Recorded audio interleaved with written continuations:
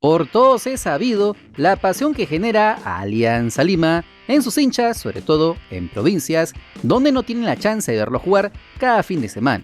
Son conocidos los banderazos previos a sus duelos fuera de Lima. Sin embargo, lo que pasó en la noche de Ayacucho, antes de su encuentro contra los zorros, dejó una frase para la historia de los memes. Atentos a lo que un emocionado niño mencionó al conocer al delantero argentino Hernán Barcos. ¡Que viva Barco! ¡Que viva Barco! ¡Es el mejor día de mi vida! ¡Siempre te aliento! Sí, me dijo que...